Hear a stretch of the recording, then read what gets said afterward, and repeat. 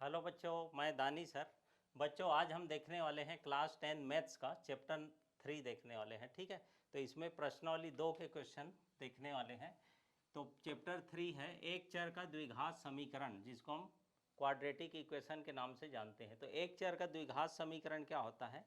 ऐसा समीकरण जो सिर्फ एक ही चर, जैसे इसमें x और x ये एक चर है, या किसी कोई समीकरण जो है या y के रूप में है, या कोई समीकरण t के रूप में है, जिसमें सिर्फ एक ही चर अंकों का प्रयोग होता है, तो ऐसे समीकरण को हम एक चर का द्विघात समीकरण, ये पूरे x है, इसमें भी x के फॉर्म में है, इसमें भी एक, तो ये x का एक द्विघात समीकरण। ठीक, तो चलिए इसमें क्वेश्चन नंबर 2, प्रश्नावली 2 का क्वेश्चन नंबर 2 हम देखने वाले हैं।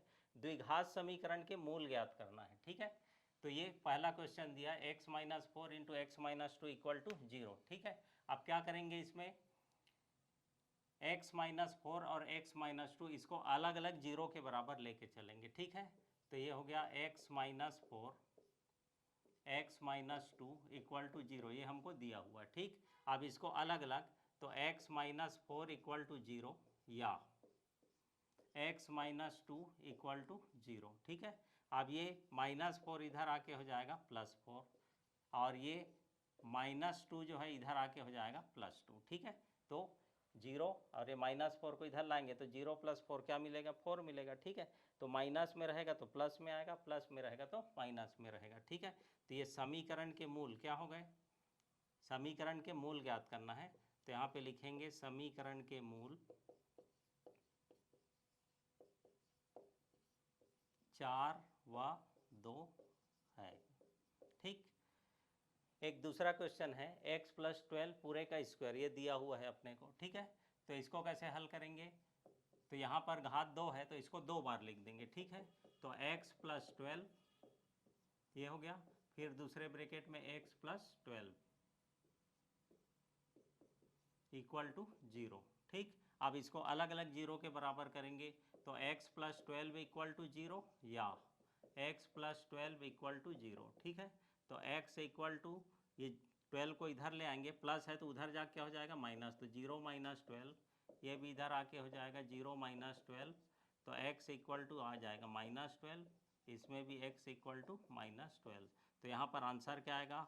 समीकरण के मूल, समीकरण के मूल क्या होंगे? 12, क्योंकि दोनों का आंसर सेम है, -12, सॉरी -12। ठीक है, तो समीकरण के मूल -12 है। ठीक, अब इसके बाद एक दूसरा क्वेश्चन दिया हुआ है x square minus 11x equal to 0। ठीक है, अब इसमें कैसे करना है